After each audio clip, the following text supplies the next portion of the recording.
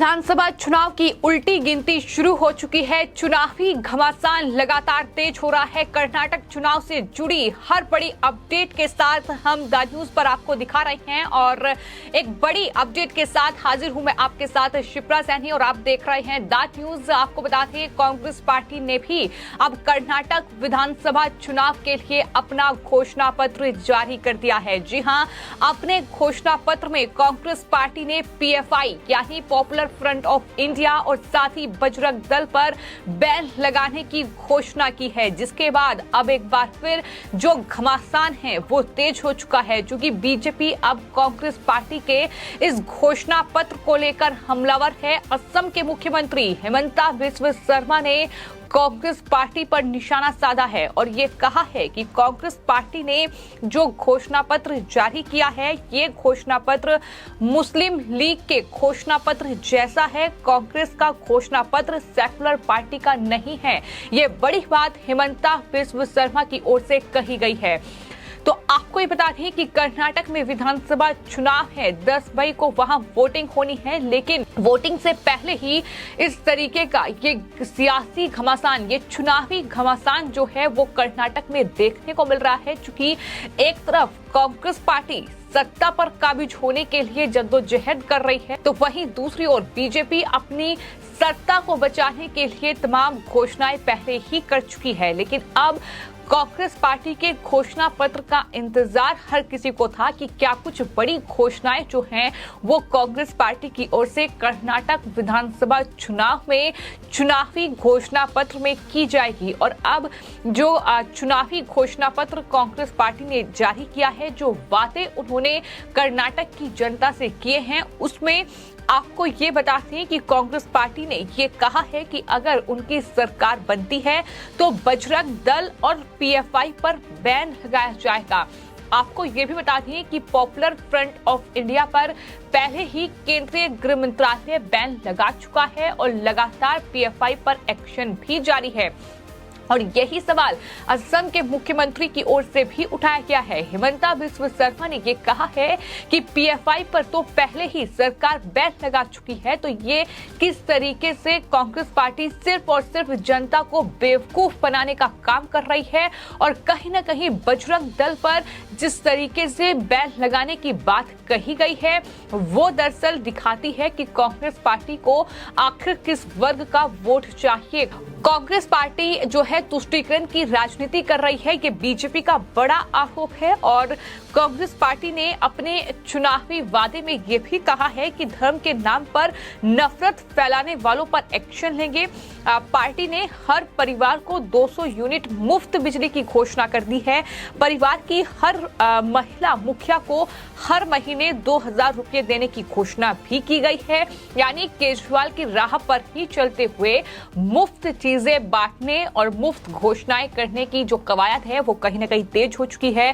क्योंकि जाहिर तौर पर दिल्ली के मुख्यमंत्री अरविंद केजरीवाल मुफ्त घोषणाएं करके 2 राज्यों में सत्ता हासिल कर चुके हैं, तो कांग्रेस पार्टी भी ये कोशिश कर रही है कि क्या पता इसी तरीके से सत्ता पर वो काबिज हो जाए।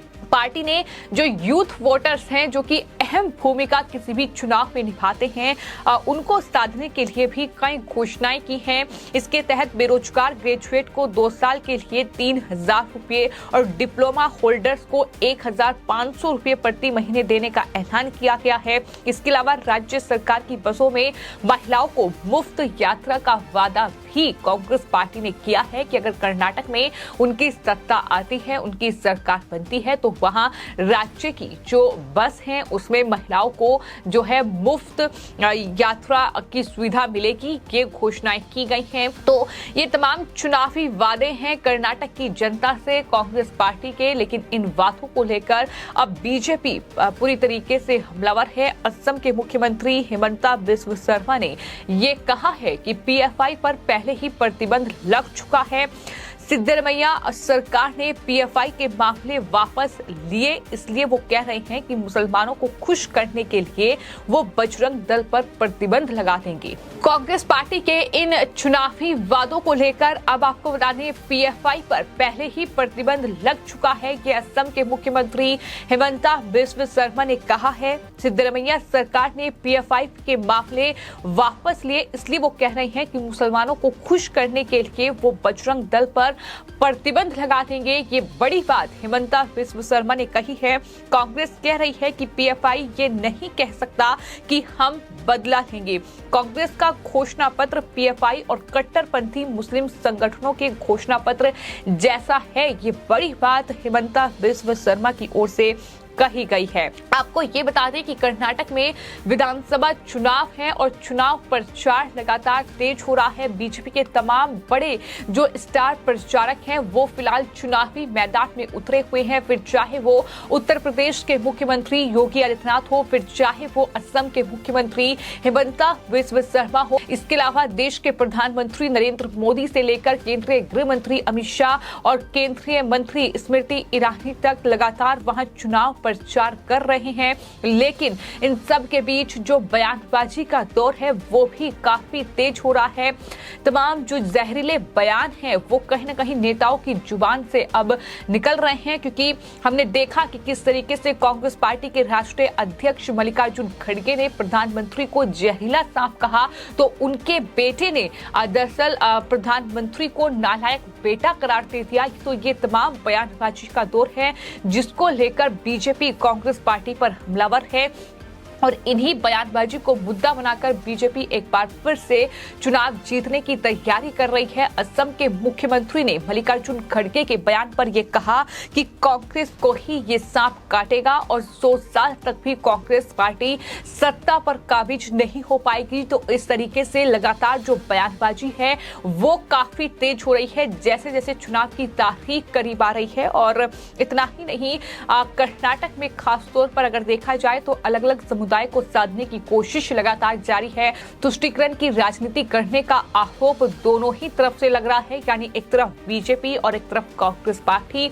जो दोनों ही पार्टियां एक दूसरे पर हमलावर हैं। इन सब के बीच लगातार बयान सामने आ रहे हैं। यूसीसी की घोषणा जो है वो बीजेपी की ओर से कर दी गई है और वहां इसको लेकर अब हेमंता ने एक बड़ा बयान दिया है। उन्होंने कहा है कि समान नागरिक संहिता यानी यूसीसी के जो कार्यान्वयन है उससे लैंगिक न्याय और मुस्लिम महिलाओं के लिए समान अधिकार जो हैं वो सुनिश्चित होंगे। कर्नाटक बीजेपी ने एक बहुत ही साहसिक प्रतिबद्धता की है। ये पूरे देश में समान नागरिक संहिता के जो कार्य है उसके लिए एक राष्ट्रव्यापी मांग की शुरुआत है। राष्ट्रव्यापी एनआरसी समय की जरूरत है, इसका जिक्र भी असम के मुख्यमंत्री की ओर से किया गया है। साथ ही उन्होंने ये भी जिक्र किया कि ये देश जो है वो सनातनी है। तो मैं करूं क्या मैं अरब में हिंदुओं के बारे में बोलूं, क्या मैं पाकिस्तान में जाकर बोलूं, भारत में ही तो हिंदुओं की बात करूंगा।